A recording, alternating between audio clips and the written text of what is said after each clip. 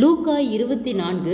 வாரத்தின் முதலாம் நாள் அதிகாலையிலே தாங்கள் ஆயத்தம் பண்ணின கந்த வர்க்கங்களை அவர்கள் எடுத்துக்கொண்டு வேறு சில ஸ்திரிகளோடு கூட கல்லறையின் இடத்தில் வந்தார்கள்.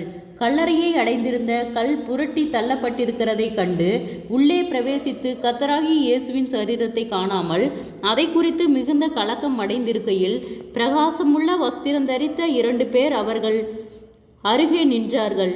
அந்த ஸ்திரிகள் பயப்பட்டு தலை கவிழ்ந்து தரையை நோக்கி நிற்கையில் அந்த 2 பேரும் அவர்களை நோக்கி, உயிரோடு இருக்கிறவரை நீங்கள் மரித்தோர் இடத்தில் தேடுகிறதென்ன? அவர் இங்கே இல்லை, அங்கே உயிர்த்தெழுந்தார். மனுஷகுமாரன் பாவிகளான மனுஷர்கள் கைகளில் ஒப்பு கொடுக்கப்படவும் சிலுவையில் அறையப்படவும் 3ஆம் நாளில் எழுந்திருக்கவும் வேண்டும் என்பதாக அவர் கலிலேயாவில் இருந்த காலத்தில் உங்களுக்கு சொன்னதை நினைவு கூறுங்கள் என்றார்கள். அப்பொழுது அவர்கள் அவருடைய வார்த்தையை நினைவு கூர்ந்து கல்லறையை விட்டு திரும்பி போய் இந்த சங்கதிகள் எல்லாவற்றையும் 11 மற்றெல்லாருக்கும் அறிவித்தார்கள். இவைகள் அப்போஸ்தலருக்கு சொன்னவர்கள் மகதலேனா மரியாளும்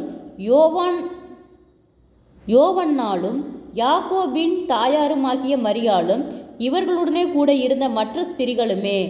இவர்களுடைய வார்த்தைகள் அவர்களுக்கு வீண் பேச்சாக தோன்றினதினால் அவர்கள் இவர்களை நம்பவில்லை. பேதுருவோ எழுந்திருந்து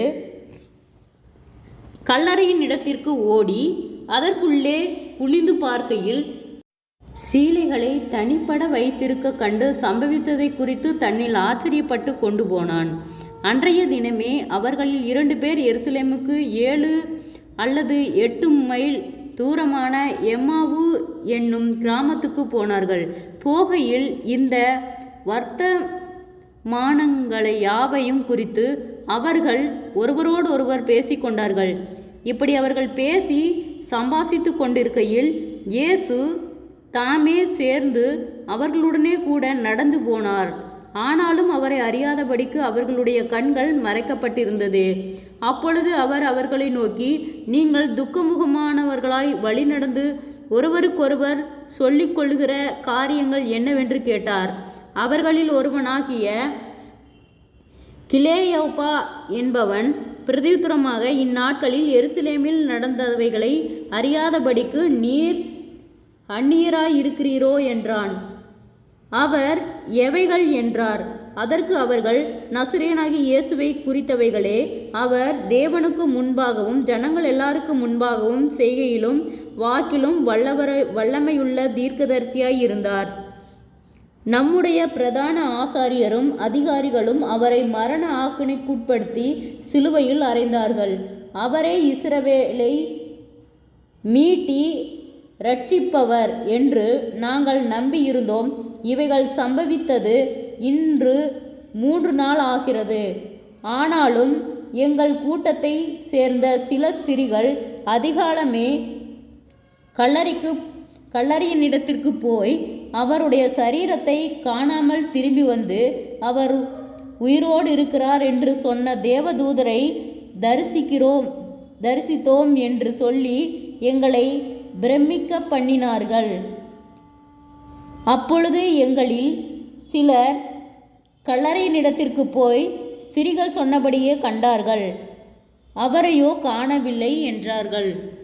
அப்பொழுது அவர் அவர்களை நோக்கி, தீர்க்கதரிசிகள் சொன்ன யாவையும் விசுவாசிக்கிறதற்கு புத்தியில்லாத மந்த இருதயமுள்ளவர்களே, கிறிஸ்து இவ்விதமாக பாடுபடவும் தமது மகிமையில் பிரவேசிக்கவும் வேண்டியதில்லையா என்று சொல்லி மோசே முதலிய சகல தீர்க்கதரிசிகளும் எழுதின வேத வாக்கியங்கள் எல்லாவற்றிலும் தம்மை குறித்து சொல்லியவைகள் அவர்களுக்கு விவரித்து காண்பித்தார். அந்த தருணத்தில் தாங்கள் போகிற கிராமத்துக்கு சமீபமானார்கள். அப்பொழுது அவர் அப்புறம் போகிறவர் போல காண்பித்தார். அவர்கள் அவரை நோக்கி, நீர் எங்களுடனே தங்கியிரும், சாயங்காலம் ஆயிற்று, பொழுதும் போயிற்று என்று அவரை வருத்தி கேட்டுக்கொண்டார்கள். அப்பொழுது அவர் அவர்களுடனே தங்கும்படி உள்ளே போனார். அவர்களுடனே அவர் பந்தியில் இருக்கையில் அவர் அப்பத்தை எடுத்து ஆசீர்வதித்து அதை பிட்டு அவர்களுக்கு கொடுத்தார். ஜெபம். கிருபையாய் நேசிக்கிறதா நல்ல தகப்பனே, ஆசீர்வாதமான வேலைக்காய் நன்றி செலுத்துகிறோம்.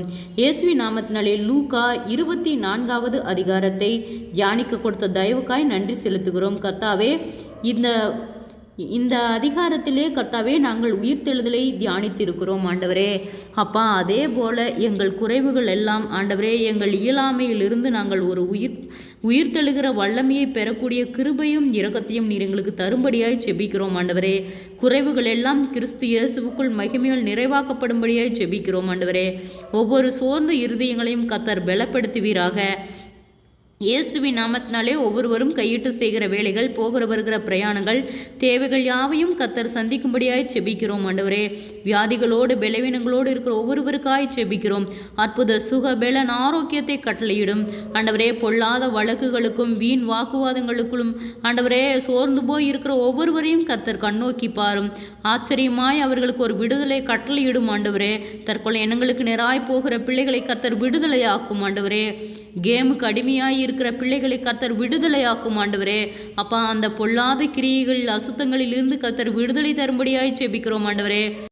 நாங்கள் ஜெபிக்க விடாதபடிக்கு அநேக தடைகள், போராட்டங்கள் ஆண்டவரே, மன அழுத்தங்கள், பாரங்கள், கவலைகள், மன சோர்வுகளை கொடுக்கிற பொல்லாத கிரியைகள் ஆண்டவரே, இயேசுவின் நாமத்திலே விலகும்படியாய் ஜெபிக்கிறோம் ஆண்டவரே. எங்கள் உற்சாகத்தின் ஆவியினால நிரப்பும் ஆண்டவரே. ஒவ்வொரு நாளும் அனுதினம் ஆண்டவரே வேதத்தை தியானித்து ஜெபிக்கக்கூடிய வல்லமையும் கிருபையும் இரக்கத்தையும் எங்களுக்கு தரும்படியாய் நாங்கள் செபிக்கிறோம் ஆண்டவரே. சோர்ந்து போன ஒவ்வொருவரையும் கர்த்தர் பலப்படுத்தும்.